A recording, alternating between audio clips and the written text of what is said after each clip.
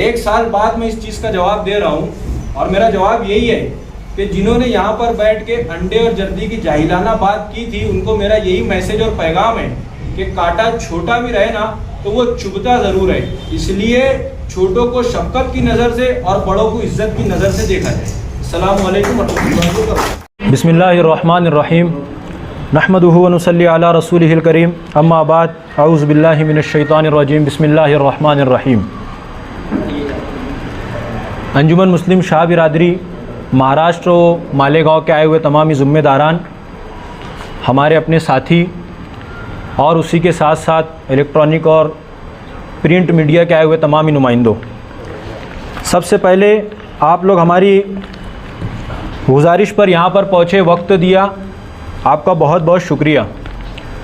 इससे पहले हाजी अब्दुल रहमान कॉमरेड साहब और महमूद शाह साहब अपनी बात रख चुके हैं और उन्होंने लगभग सारी बातों को कवर कर लिया है जो इस प्रेस कॉन्फ्रेंस में बोली जानी चाहिए थी।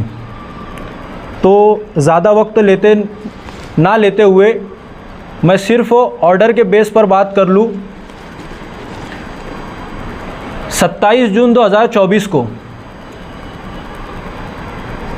औरंगाबाद वक्फ बोर्ड से अंजुमन मुस्लिम शाह बिरादरी की बॉडी को लेके एक अहम फ़ैसला हुआ, जिसके अंदर आज से पहले के सदर हाजी अब्दुल रहमान मासूम अली शाह साहब को अंजुमन मुस्लिम शाह बिरादरी महाराष्ट्र की बॉडी का सदर मुंतखब किया गया। उस लेटर के मुताबिक, उस ऑर्डर के मुताबिक जब ये फ़ैसला मंजर आम पे आया तो इसी मीडिया सेंटर के अंदर एक प्रेस कॉन्फ्रेंस ली गई और बड़े एज़ाज़ व इकराम के साथ में यहाँ पे इस्तकबालिया प्रोग्राम रखा गया और यहाँ पर उस ऑर्डर की कॉपी को शो किया गया, वक्फ बोर्ड के उस ऑर्डर को बताया गया और उसके ज़रिए ये ऐलान किया गया कि महाराष्ट्र की शाह बिरादरी का जो सदर है, उसका जो झगड़ा है, जो उसका मामला है, वो ख़त्म हो चुका और अब जो है तो अब्दुल रहमान मासूम अली शाह साहब महाराष्ट्र के सदर मुंतखब हो गए उस ऑर्डर के मुताबिक।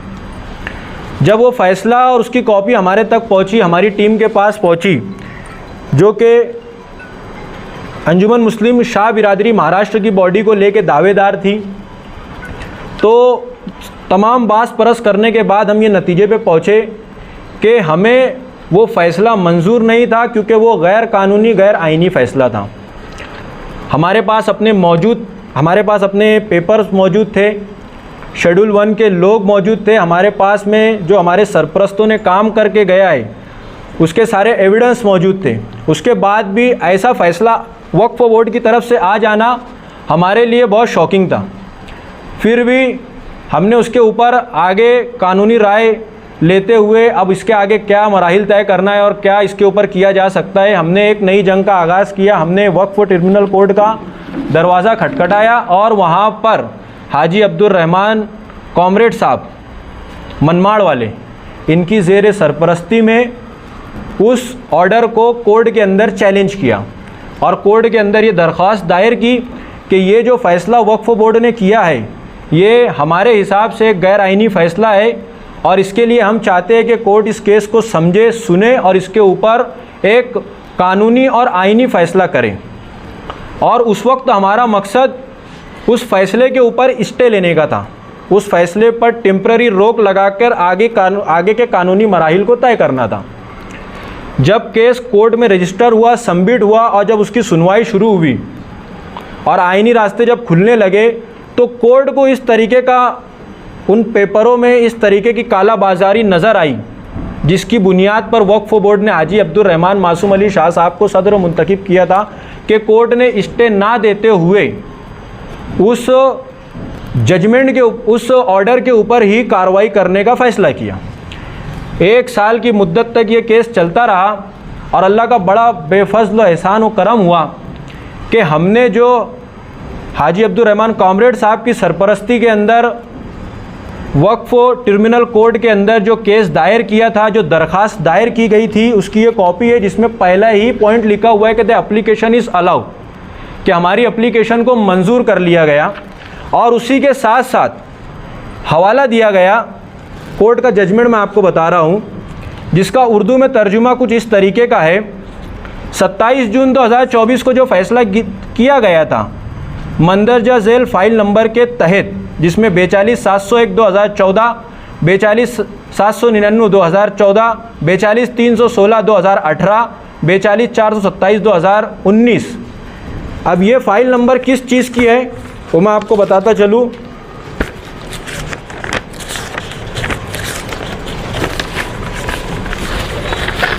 ये उस ऑर्डर की कॉपी है जिसके अंदर वक्फ बोर्ड ने हाजी अब्दुल रहमान मासूम अली शाह साहब को सदरो किया था और इसके सदरो मतलब मुंतखब किया था, और इसी के अंदर जो मैंने नंबर पढ़े वो यहाँ पर लिखे हुए हैं।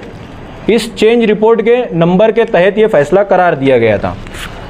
तो औरंगाबाद ट्रिब्यूनल कोर्ट ने इन तमाम फाइल नंबर को मेंशन करते हुए, डेट, टाइम और दिन को मेंशन करते हुए आगे अपने ऑर्डर के अंदर लिखा है कि इन तब्दीली रिपोर्ट्स को वक्फ बोर्ड के सामने जमा करवाया गया, इनका ताल्लुक़ इंतज़ामिया कमेटी के इंतखाब से है, इन तमाम रिपोर्ट्स को सिरे से खारिज किया जाता है और अब ये अमल दरामद नहीं रहेंगी। इसका मतलब ये सीधा सा ये है कि जो वक्फ बोर्ड ने 1 साल पहले रहमान शाह साहब को जो ऑर्डर दिया था उसको वक्फ ट्रिब्यूनल कोर्ट ने सिरे से खारिज कर दिया, ख़त्म कर दिया। अब इसके बाद के आगे के जो मराहिल है, जो भी कोर्ट की हिदायत के मुताबिक हम शेड्यूल 1 के जो ज़िम्मेदारान हैं, अंजुमन मुस्लिम शाह बिरादरी की इत्तेहाद व इत्तेफाक रखने वाले जो ज़िम्मेदार हैं, उनको सबको साथ में लेके इंशाअल्लाह ताला उस मराहिल को तय करेंगे और आगे का कामकाज शुरू करेंगे। मुझे प्रेस कॉन्फ्रेंस की एक बात करनी थी। जब यहाँ पर पिछले साल प्रेस कॉन्फ्रेंस ली गई तो अंडे और जर्दी की जाहिलाना बात करने वाले लोगों को मैं सिर्फ ये जवाब देना चाहूँगा कि कांटा छोटा भी रहे तो चुभता है। 1 साल बाद मैं इस चीज़ का जवाब दे रहा हूँ और मेरा जवाब यही है कि जिन्होंने यहाँ पर बैठ के अंडे और जर्दी की जाहिलाना बात की थी उनको मेरा यही मैसेज और पैगाम है कि कांटा छोटा भी रहे ना तो वो चुभता ज़रूर है, इसलिए छोटों को शफ़क़त की नज़र से और बड़ों को इज़्ज़त की नज़र से देखा जाए। अस्सलाम वालेकुम। शुरू करता हूँ अल्लाह के नाम से जो बड़ा मेहरबान और रहम वाला है। देखिए, ये जो आज की मजलिस है, ये मजलिस में ये हमारे जनाब अब्दुल रहमान अज़ीज़ शाह, महमूद शाह, गफूर शाह, जाहिद शाह, हाजी अमानुल्लाह शाह, शाह सलीम, हाजी अब्दुल लतीफ़, हाजी फ़तेह मोहम्मद करीम शाह, हाजी अब्दुल वहाब तुराब शाह, हसन अली शाह, मर्दान अली शाह, सादिक शाह, महमूद शाह, तजमुल शाह, इमाम शाह, शान अली, इस्माइल शाह, फ़िरोज़ अहमद अज़ीज़ शाह, ज़ाकिर शाह, बशीर शाह, खलील शाह, ग़ुलाम रब्बानी शाह, मोहम्मद सईद ग़ुलाम जिलानी शाह, रियाज शाह, रफ़ीउद्दीन शाह, अनवर शाह, इस्माइल शाह और हाजी आसिफ शाह, बुरहान शाह। इन्होंने ये वक्फ ट्रिब्यूनल में अब्दुल रहमान मासूम अली के ख़िलाफ़ ये एप्लीकेशन फ़ाइल किए थे under section 83(2) of the Waqf act 1995। ये एप्लीकेशन, इनका जो चेंज रिपोर्ट जो पास हुआ था मासूम अली, अब्दुल रहमान मासूम अली का जो चेंज रिपोर्ट एक्सेप्ट करे थे वक्फ बोर्ड ने, उसको हमने ट्रिब्यूनल में चैलेंज करे थे और ट्रिब्यूनल में चैलेंज करके हमने ये बताए थे कि what are all the illegalities and irregularities of the Waqf board committed by the chief executive officer. हालांकि सब चीज़ बोगस थी उसमें। जो इन्होंने जो चेंज रिपोर्ट जो दाखिल करे थे सामने वालों ने, वो हर चीज़ बोगस थी। उनकी मीटिंग बोगस थी, उनके सिग्नेचर्स बोगस थे, उनकी हर चीज़ बोगस थी। उन्होंने यहाँ तक कि उन्होंने जब वक्फ बोर्ड में आए तो वक्फ बोर्ड में आने के बाद उन्होंने जो दाखिल करे वो पूरी के पूरी फाइल हमने वक्फ ट्रिब्यूनल में मंगवाई कि भाई ऑन व्हाट बेसिस ये चीफ एग्जीक्यूटिव ऑफिसर ने पास किया इनकी चेंज रिपोर्ट, इनको कैसे बनाया शाह बिरादरी के ट्रस्टीज़।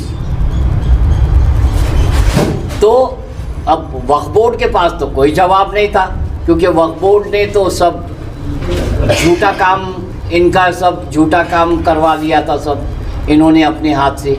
और मैं बोलना नहीं चाहता कि भाई क्या किया उन्होंने, क्या नहीं किया, कैसा झूठे काम करवा के दिया, वो तो उस मुद्दे पे अपने को जाना नहीं है। अपने को सिर्फ इतना बोलना था कि भाई अल्लाह ताला ने अपने को मदद की इसमें।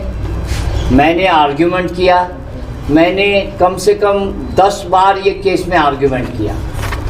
10 बार सामने वाले पहले लोधी साहब, जो आपके मालेगांव के लोधी सीनियर वकील है नियाजुद्दीन लोधी, वो पहले वकील थे उनके। बाद में उनके बाद में एक औरंगाबाद के सीनियर काउंसिल लगाए निसार अहमद खान साहब, उन्होंने भी आर्ग्यूमेंट करे। मैंने पहले दिन से मैंने आर्ग्यूमेंट करा और मैंने हमारे महमूद शाह साहब को और हर एक जो भी मेंबर्स थे इनके पास, इनको तसल्ली बख्श इनको ये बताया कि देखो भाई अपना केस बहुत स्ट्रॉन्ग है, आप फिक्र नहीं करने का। देखो वक्त लगेगा, 1 साल पूरा लगा साहब। ये देखिए हमने दाखिल करे थे 2/7/2024 को हमारा केस वक्फ ट्रिब्यूनल औरंगाबाद में, महाराष्ट्र स्टेट वक्फ ट्रिब्यूनल औरंगाबाद में ये केस दाखिल करे थे against the order pass under section 42 of the Waqf act in favour of Abdul Rahman मासूम अली एंड अदर्स। इनके खिलाफ हमने ये केस दाखिल करे थे और ये रजिस्टर्ड हुआ था 5/7/2024 को और डिसाइड हुआ 8/7/2025 को। और अल्हम्दुलिल्लाह अल्हम्दुलिल्लाह अल्लाह ने हमको फतेह दी। हमने जो काम किया बहुत ईमानदारी से इनके साथ हमने हर चीज़ के ये किए और इन्होंने भी हमारे ऊपर बहुत भरोसा रखा। इन्होंने कभी भी हमारे को ये नहीं कहा कि अरे वकील साहब ये वक्त हो रहा, टाइम हो रहा, आप इतने बार क्यों आर्ग्यूमेंट कर रहे। मैं बोला देखो कोर्ट बोल रहा आर्ग्यूमेंट करने का, मेरे को आर्ग्यूमेंट करना है।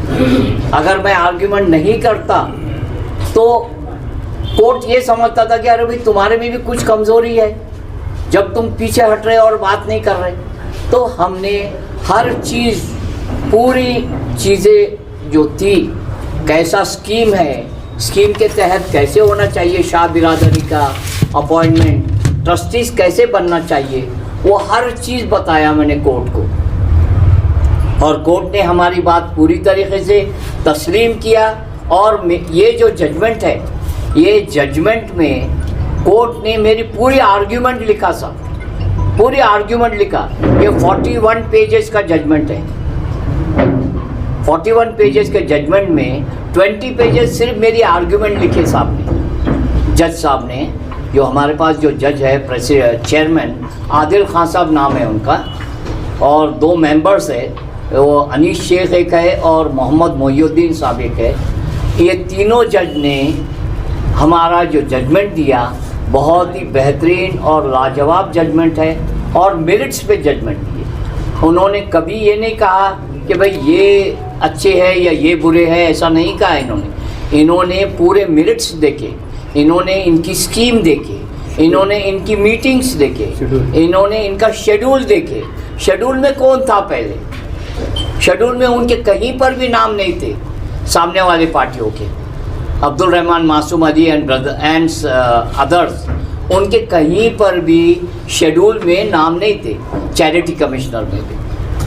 और वो ये दावा कर रहे थे कि भाई हमने जो मीटिंग्स लिया 2014 में और 2019 में वो सही मीटिंग लिए और वो एज पर स्कीम लिए, और हमारा दावा ये है बोले कि हम इसके हकदार हैं। मगर ऐसा हुआ कि ये वक्फ ट्रिब्यूनल ने उनको पूरा ख़त्म किया। उनका पूरा वक्फ बोर्ड का जो ऑर्डर था उनके फेवर में, वो वक्फ बोर्ड का ऑर्डर पूरा क्वैश एंड सेट असाइड कर दिया, पूरा ख़त्म कर दिया उनका। और ये बोला कि वक्फ बोर्ड ने अब इनके सब देखना चाहिए पूरा, इनके पूरे 95 से जितने भी चेंज रिपोर्ट्स है आज तक, वो चेंज रिपोर्ट के हिसाब से और इनके स्कीम के हिसाब से इनके जो मीटिंग्स हुए हैं वो मीटिंग सही हुए या गलत हुए, और अगर नहीं हुए हैं तो वक्फ बोर्ड ने इनके साथ मीटिंग्स ये करके पूरा शाह बिरादरी के पूरे जितने भी स्कीम्स है वो स्कीम के तहत इनकी मीटिंग होना, इनकी नुमाइंदगी होना, फिर इनकी अपॉइंटमेंट्स होना, सिलेक्शन होना इनके ट्रस्टी को, और उसके बाद इनकी चेंज रिपोर्ट फिर से अलाउ होना या जो भी होना वो वक्फ बोर्ड के हाथ में रखा हुआ है। आपने बोला है कि बोगस ठहराओ, तो आपने ये लिख दिया है, जा सकते ना हो, हाई कोर्ट जा सकते हो, हाई कोर्ट जा सकते हो, हाई कोर्ट तो गुंजाइश तो है। यही चलता रहेगा क्या? एक समाज की लड़ेगा, एक साल के बाद को अब वो तो भाई देखो, ये तो कानून है, कानून के हिसाब से तो कानून तो उनको भी चांस देता है कि तुम हाई कोर्ट में भी चैलेंज कर सकते हैं, लेकिन हमने केविट दाखिल कर चुका है, हमने केविट हमारा ऑलरेडी हाई कोर्ट में दाखिल कर दिया हमने, और अगर वो हमारे ये ऑर्डर के अगेंस्ट में हाई कोर्ट जाते भी है तो पहले हमारे को नोटिस आएंगी और हम हाजिर हो जाएंगे और इंशाल्लाह हम ये सारी चीज़ें बताएंगे इंशाल्लाह। तो बहुत जल्दी फर्स्ट डेट में ही हम उसको इंशाल्लाह ताला डिसाइड कर देंगे ठीक इंशाल्लाह। है, नुकसान वो आ या जो भी बोगस ठहरा हुआ उस पर कानूनी इक़दाम करेंगे। जी बिल्कुल करेंगे, हम आगे करने वाले हैं, हम उसकी तैयारी उसकी तैयारी करने वाले हैं हम अभी।